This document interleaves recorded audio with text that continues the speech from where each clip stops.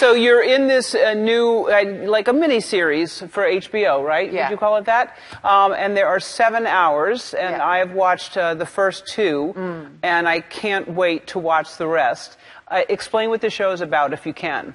It's hard. Yeah, it's 5 women. We have children and in first grade, and we go, it's the first day of school, and then it's everything that unfolds from that. But it's really, it's complicated, it's funny, it's with Reese Witherspoon, who's one of my closest friends. So, yeah. And she's amazing in it. She is so good in this thing. Well, everyone is, and Shaylee... Shay is divine, Shailene Woodley, and Zoe Kravitz. And Laura Dern. Laura Dern.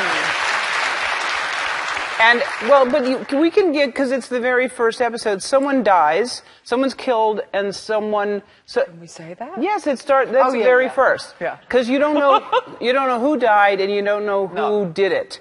But it's a very competitive, and it's set in Monterey, which is beautiful there. Did you really shoot in Monterey? Yeah. It looked like you did. It's beautiful. So it's a very upscale, and these women are very sophisticated and wealthy, and about the competition of kids in school. So it's very relatable. That's how it starts. But Yes. then it's sort of, the tone of it's really interesting, because it's funny, yet it's scary, and it's also...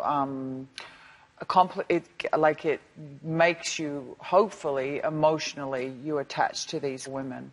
And Alexander Skarsgård is your husband. yes. And he's fantastic. Yes. Yeah. Why are you looking like that? Why are you looking that way? I'm saying that he's fantastic. What's wrong with you? Because everyone always asks me about him. Oh, but, well, I'm not asking like that. I'm just saying that he's great. Yes, he's very good in it. Yes. But as it unfolds, you see, it's a really complicated. Yeah. Well, he does not look like that. He does not look like that anymore. He still looks good, but he does not look like that. Definitely not like that. All right, the premiere of Big Little Lies airs Sunday, February 19th on HBO, and we'll be right back. There are 2 women in my audience today who had no idea I would be talking about them, but in my opinion, they are the kind of people we can all learn from. They're educators from Brooklyn, New York, in a community where only 4% of the kids go to college. Students enter their middle school unable to read. They come from homes where the homes sometimes have no food, nothing for them to eat, and yet 93% of their seniors from last year are currently in college. Natasha and Cheryl, come on down. Y'all are amazing. So I know about it, but I want you to tell everybody why you started this school. You actually started the school. Yes. Wow. So I was the director at the Police Athletic League Mikio Center in Red Hook, and working there, we had hundreds of kids in our programs, and every one of them wanted to be successful, but not one of them was receiving a solid foundation in education. And my epiphany came when one of my scholars went on a college tour, and he came back and said, "Miss Campbell, I got in, but I knew he wasn't going." He said, "I'm not going." And it's because he couldn't pass a 5th grade tape test, but he was a senior in high school.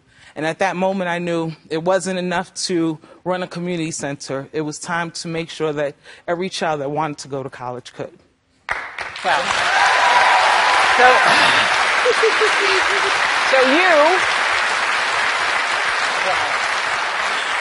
And you're the principal. Yes, and what made you decide you obviously were friends first. So why did you decide to be a principal at that school? Well, Ellen, you should definitely come out and see us first and foremost. So that's your official invitation. Okay. And these kids are just amazing. I've got to tell you, once you meet them, you fall in love with them.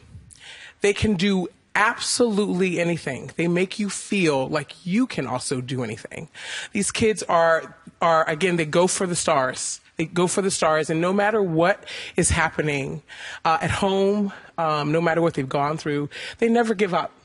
They're just absolutely amazing. And so it was great to go and work with these kids, because you know what I said?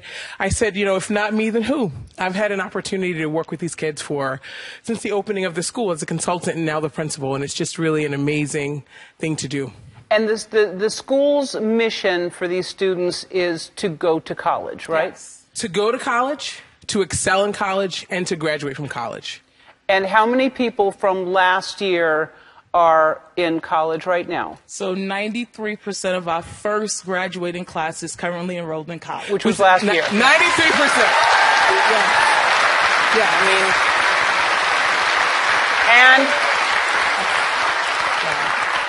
and this year you're trying to make it 100%. Yes, absolutely. Right.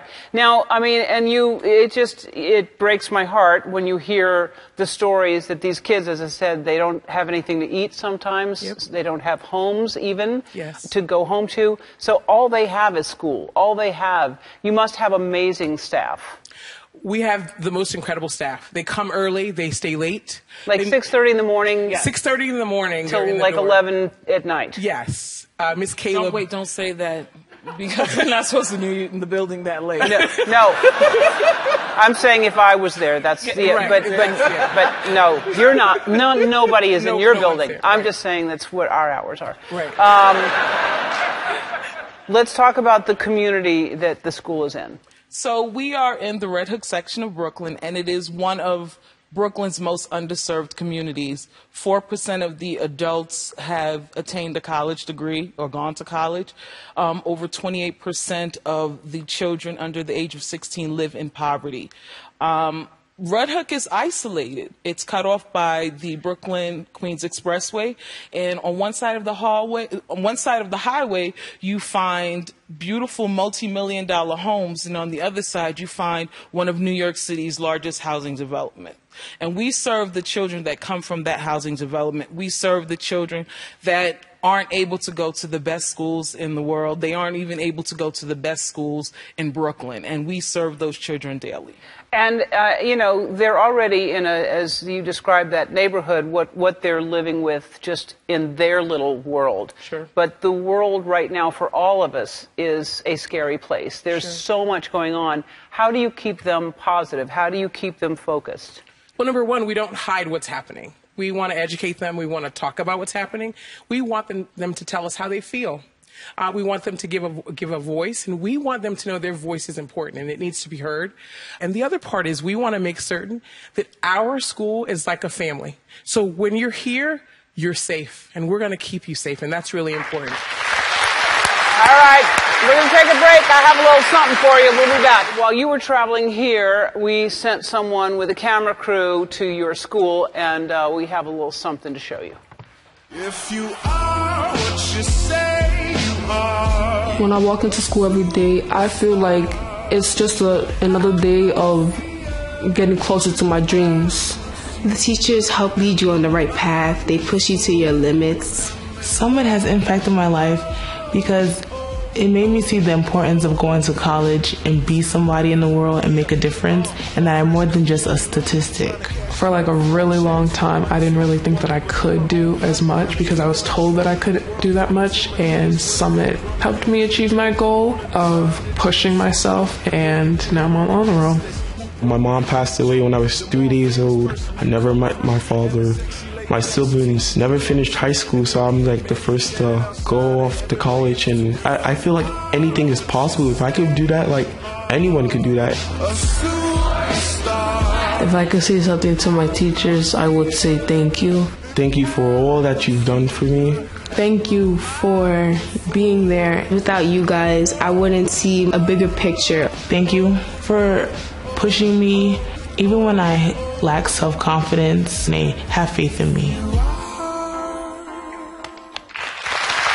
are amazing. Y'all are amazing. Well, as you know, so you invited me to go see them. Obviously, I'm working all the time. I don't get to go too many places. But I want you to come back at some point with some students that, you know, we can't accommodate everybody, but we want you to come back. We want you to come back with some students because we want to keep telling your story And we also have something for you. Our friends at Walmart, they're committed to helping communities they serve, and they want to help you create more opportunities with a check for $25,000.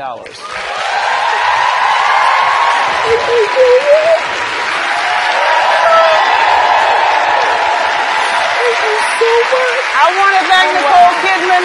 I'll see you tomorrow. Be kind to one another.